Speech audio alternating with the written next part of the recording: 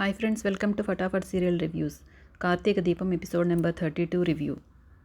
దీప రాత్రంతా నిద్రపోకుండా నిన్న జరిగిన విషయమంతా తలుచుకొని చాలా బాధపడుతుంది. నేను అక్కడికి వెళ్లకుండా ఉండాల్సిందే, అప్పుడు జ్యోత్స్నకి కష్టం రాకుండా ఉండేది అని చాలా పశ్చాత్తాపడుతుంది. తర్వాత మరుసటి రోజు ఉదయం టీవీలో జ్యోత్స్న గురించే చూపిస్తూ ఉంటారు న్యూస్లో. అదే ప్రముఖ వ్యాపారవేత్త శివన్నారాయణ గారి మనవరాలు మిస్ జ్యోత్స్న మిస్ హైదరాబాద్ కిరీటాన్ని గెలుచుకునింది. కానీ కమిటీ వాళ్ళు ఆ మిస్ హైదరాబాద్ కిరీటాన్ని వెనక్కి తీసుకోవాలని నిర్ణయించారు అని న్యూస్లో చెప్తుంటారు. అది బంటుగాడు వచ్చి అలా అదే ఉంటుంది కదా, పారిజాతానికి చెప్తాడు. అందరూ వచ్చి టీవీ ఆన్ చేసి ఆ న్యూస్ వింటూ ఉంటారు. జ్యోత్స్న కూడా మేడపై నుండి దిగొచ్చి వినేస్తుంది ఆ న్యూస్. విచక్షణారహితంగా తాగి కారు తోలడంతో నలుగురికి తీవ్ర గాయాలయ్యాయి. అదే కారణము ఆ కిరీటాన్ని వెనక్కి తీసుకోవడానికి అని న్యూస్లో చెప్తారు. ఆ మాటలు వినడంతో పారిజాతం బాగా టెన్షన్ పడిపోయి, నా మనవరాలు ఈ మాటలు వినకూడదు, ఇది నిజం కాదు, ఎవరు చెప్పకండి నా మనవరాలికి అంటుంటుంది. వెనకలే ఉండి వింటూ ఉంటుంది జ్యోత్స్న ఇవన్నీ. నో అని అరుస్తుంది. అక్కడ ఉన్న ఫ్లవర్ వాజ్ తీసి పగలగొట్టి పరిగెత్తుకుంటూ తన గదిలోకి వెళ్ళి ఏడుస్తూ ఉంటుంది జ్యోత్స్న. సుమిత్ర వెంట వస్తుందన్నమాట జ్యోత్స్నని ఓదార్చడానికి. అది చూసిన పారిజాతం చాలా అప్సెట్ అయిపోయి, ముందు దాని సంగతి చూసొచ్చి నీ దగ్గరికి వస్తాను మనవరాలా అంటూ దీప దగ్గరికి వెళ్తుంది. సుమిత్ర, నువ్వు కార్ డ్రైవ్ చేసేటప్పుడే కొంచెం జాగ్రత్తగా ఉండింటే బాగుండేది అంటుంది. దీప చెప్పకుండా ఉండింటే సరిపోయేది కదా మమ్మీ అని అడుగుతుంది జ్యోత్స్న. నిజం చెప్పడం తప్పేలా అవుతుంది అంటుంది సుమిత్ర. ఇంకా ఆపేసే మమ్మీ, ఈ డిస్కషన్ ఆల్రెడీ జరిగిపోయింది, మీరు దీపనే సపోర్ట్ చేస్తారు, ఇప్పుడు నా క్రౌన్ కూడా పోయింది అని బాధపడుతుంది జ్యోత్స్న.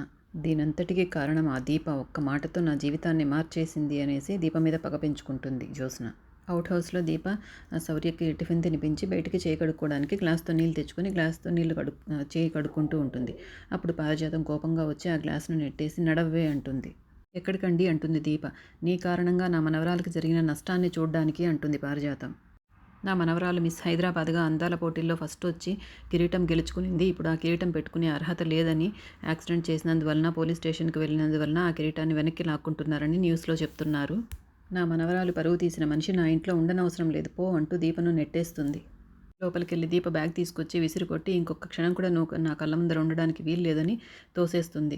కింద పడిపోబోతుంది దీప. అప్పుడు సుమిత్ర వచ్చి పట్టుకుంటుంది దీపని. దీప ఎక్కడికి వెళ్ళదు అని గట్టిగా చెప్తుంది సుమిత్ర. ఎన్ని చేసినా క్షమించి ఇంట్లో పెట్టుకోవడానికి ఇదేమన్నా నీ కూతురా అని అడుగుతుంది పారిజాతం. అవును అంటుంది సుమిత్ర. ఇంత జరిగిన తర్వాత ఇంకా జ్యోత్స్న నా మొహం కూడా చూడదు. నేనేం చేయాలి ఇప్పుడు, ఇక్కడ ఉండాలా వెళ్ళాలని దీప పాపం బాధపడుతూ ఆలోచిస్తుంది. బంటిగాడు పారిజాతం దగ్గరకు వచ్చి, పంపించేశారా దీపనంటే, ఇంకా లేదు, సుమిత్ర వచ్చి అడ్డుపడింది అంటుంది.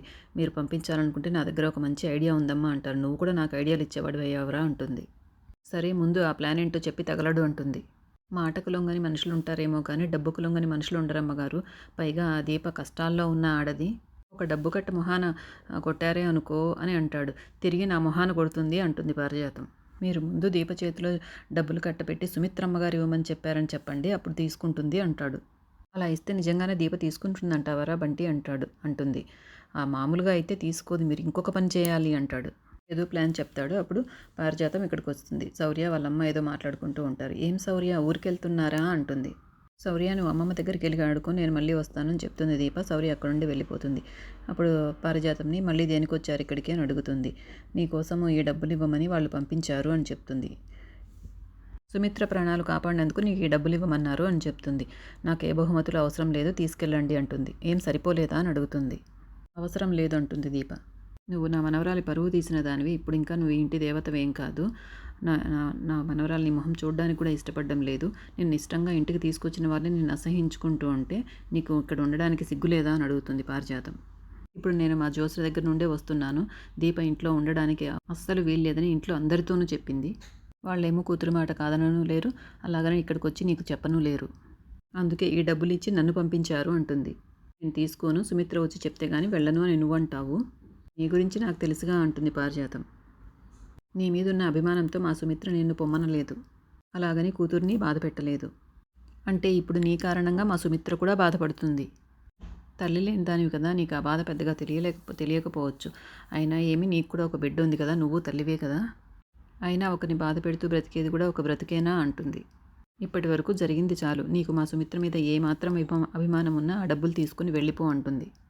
ఇంకెప్పుడు మళ్ళీ ఇంటి ఛాయలకు కూడా రాకు అంటుంది. పాపం దీప దీన్ని ఏ విధంగా అర్థం చేసుకుంటుందో, నిజంగానే సుమిత్ర గారు పంపించారనుకుంటుందో లేదో, నాకు తెలిసి పంపించారనుకోదు. సుమిత్ర గారి మీద గట్టి నమ్మకం దీపకి. మరి ఏం జరుగుతుందో ఏమో, దీప వెళ్ళిపోతుందా లేదా రేపటి ఎపిసోడ్లో తెలుస్తుంది. తప్పకుండా ఫటాఫట్ సీరియల్ రివ్యూస్ని సబ్స్క్రైబ్ చేసుకోండి ఫ్రెండ్స్. నా ఛానల్ని సపోర్ట్ చేయండి.